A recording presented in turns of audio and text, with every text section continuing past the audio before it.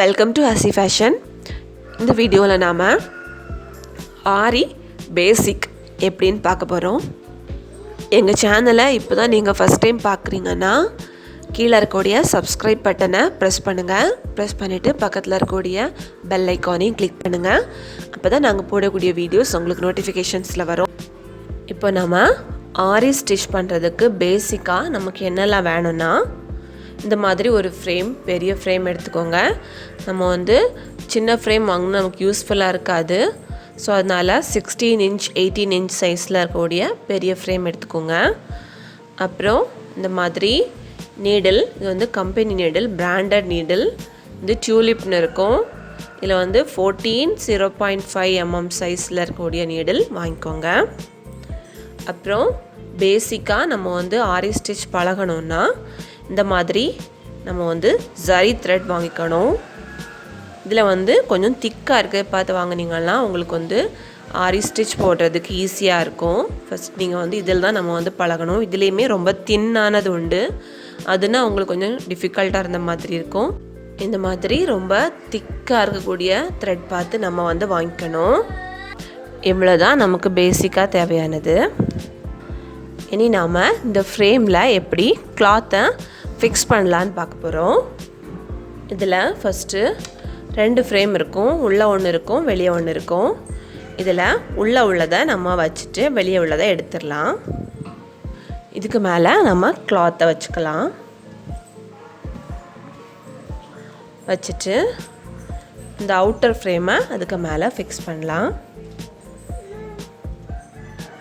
Fix பண்ணிவிட்டு இதை tight பண்ணணும்.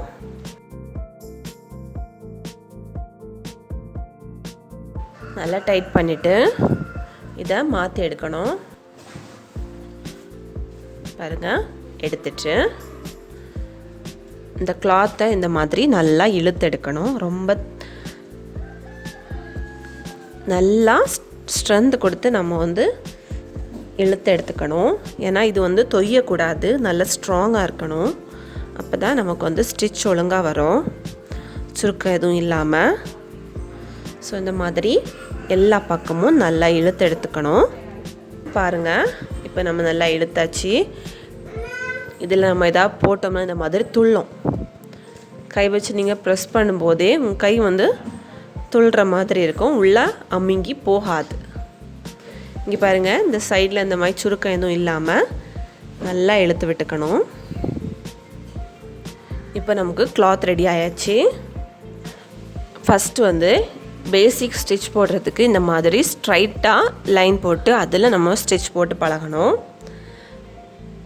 ஸோ நான் ஒரு லைன் போட்டிருக்கேன்.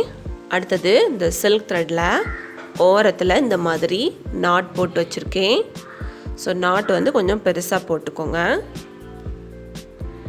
இனி இந்த நூலோட இந்த எண்டை நாம் பாட்டத்தில் வச்சுக்கணும். ஸோ அதுவும் எப்படின்னா இந்த மாதிரி கையில் ஒரு சுத்து போட்டு நம்ம பாட்டத்தில் வைக்கணும். பாருங்கள், நாட் இங்கே இருக்குது. கையில் இந்த மாதிரி ஒரு ஸ்டிச் போடணும், ஒரு சுத்து வச்சுட்டு. எதுக்கு இந்த சுத்துனா, நீங்கள் எடுக்கும்போது நம்ம எப்போவுமே நமக்கு நீடில் வாக்கு இந்த டியூலிப்ங்கிறது நம்மளை பார்த்துருக்கணும். அப்போ தான் நமக்கு இந்த ஹூக்கில், இந்த நீடிலில் நமக்கு ஒரு ஹூக் இருக்கும்.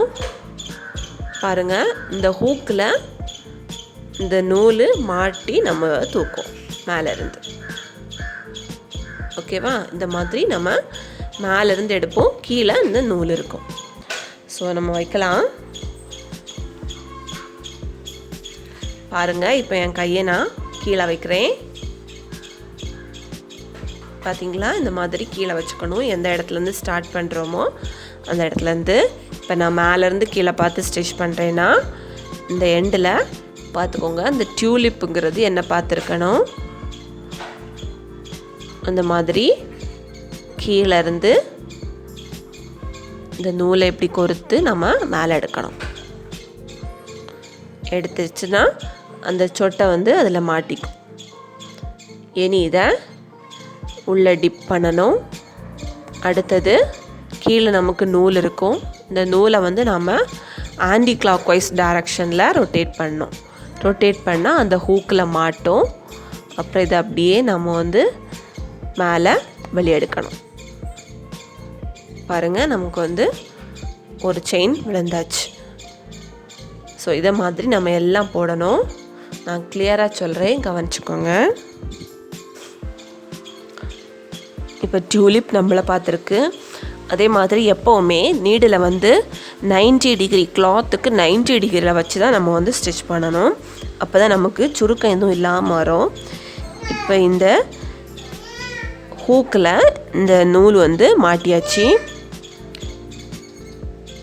நம்ம இதை எந்த இன்டர்வல் எடுக்கிறோமோ அந்த இன்டர்வலில் வச்சு உள்ளே டிப் பண்ணணும். டிப் பண்ணிவிட்டு உள்ளே இருக்க கையை வந்து நூலை நல்லா இழுத்து பிடிச்சிக்கணும். இழுத்து பிடிச்சிட்டு அப்படியே ஆன்டி கிளாக் வைஸில் ரொட்டேட் பண்ணால் நமக்கு வந்து ஹூக்கில் மாட்டோம். அப்புறம் நம்ம இதை என்ன பண்ணணும்னா அப்படியே மேலே இழுக்கணும். மேலே இழுக்கும்போது இந்த மாதிரி உங்களுக்கு வந்து செட்பேக் வரும், பிரச்சனை கிடையாது. பட் நீங்கள் வந்து எவ்வளோ தூரம் எடுக்கிறீங்களோ அவ்வளோ தூரம் உங்களுக்கு நல்லது. இதில் வந்து ஃபஸ்ட்டு நீங்கள் வந்து பேசிக்காக என்ன படிக்கணும்னா, இந்த நீடில் இந்த மாதிரி கையை பிடிச்சிக்கணும்.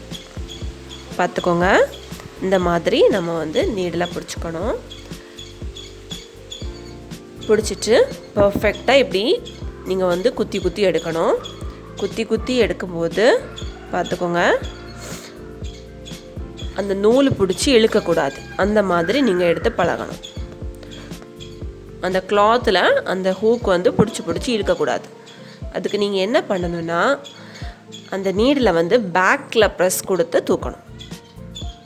இப்போ நான் டிப் பண்ணுறேன். டிப் பண்ணிவிட்டு பேக்கில் ஒரு ப்ரெஸ் பண்ணி தூக்குனீங்கன்னா உங்களுக்கு துணியில் இழுக்காது. அதே நீங்கள் முன்னாடி ப்ரெஸ் பண்ணி இழுத்தீங்கன்னா பாருங்கள், துணியை இழுக்கும். இந்த மாதிரி இருக்கக்கூடாது. இது வந்து பேக்கில் ப்ரெஸ் பண்ணி இழுக்கணும். அப்போ நமக்கு வந்து நீங்கள் எவ்வளோ டிப் பண்ணாலும் துணி வந்து இழுத்து வராது. புரியுதா?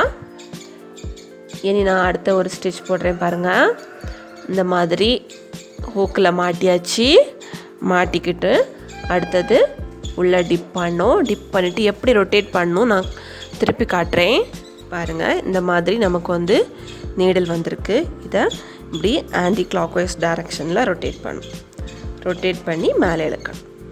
அவ்வளோதான். இப்போ நமக்கு மேலே வந்தாச்சு. பாருங்கள், கிளியராக நான் பார்த்துக்கோங்க. இந்த மாதிரி நம்ம உள்ள டிப் பண்ணிக்கணும். டிப் பண்ணிவிட்டு கீழே ஒரு ஆன்டி கிளாக் வைஸில் ரொட்டேட் பண்ணி இதை அப்படியே மேலே வருது பாருங்கள். மேலே வந்தோடனே இதை அப்படியே ரொட்டேட் பண்ணி இப்படி இழுக்கணும். இப்போ நமக்கு செயின் வந்தாச்சு. இதே மாதிரி அடுத்தது பாருங்கள். டிப் பண்ணணும், ஆன்டி கிளாக் வைஸில் ரொட்டேட் பண்ணணும், நீடில் ரொட்டேட் பண்ணணும், மேலே தூக்கணும்.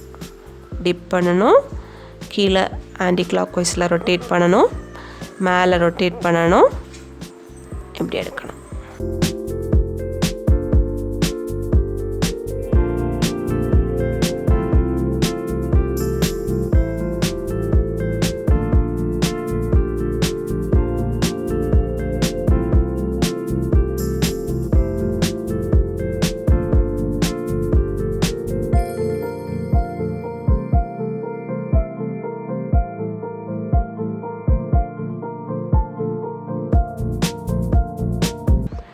எவ்வளோ தூரம் நீங்கள் ப்ராக்டிஸ் பண்ணுறீங்களோ அவ்வளோ தூரம் உங்களுக்கு ஃபாஸ்ட்டாக இந்த செயினும் பர்ஃபெக்டாக கிடைக்கும். ஃபஸ்ட்டு இனிஷியலில் உங்களுக்கு வந்து கொஞ்சம் கஷ்டமாக இருந்தாலும் நீங்கள் ப்ராக்டிஸ் பண்ண அது வந்து ரொம்பவே அழகாக இருக்கும். பாருங்கள், நமக்கு வந்து செயின் எவ்வளோ அழகாக வந்திருக்குன்னு. நான் இது வந்து உங்களுக்கு பேசிக் செயின் ஸ்டிச் சொல்லி கொடுத்துருக்கேன். மெயினாக நமக்கு வந்து ஆரியில் இந்த பிகினர்ஸ்க்கு வந்து இந்த ஒரு ஸ்டிச் மட்டும்தான். இதை கிளியராக நீங்கள் வந்து படிச்சிட்டிங்கன்னா நமக்கு அடுத்து வரக்கூடிய ஸ்டிச் எல்லாம் ஈஸியாக வந்துடும். ஸோ இதை வந்து கிளியராக நிறைய நேரம் நீங்கள் வந்து ப்ராக்டிஸ் பண்ணிக்கோங்க.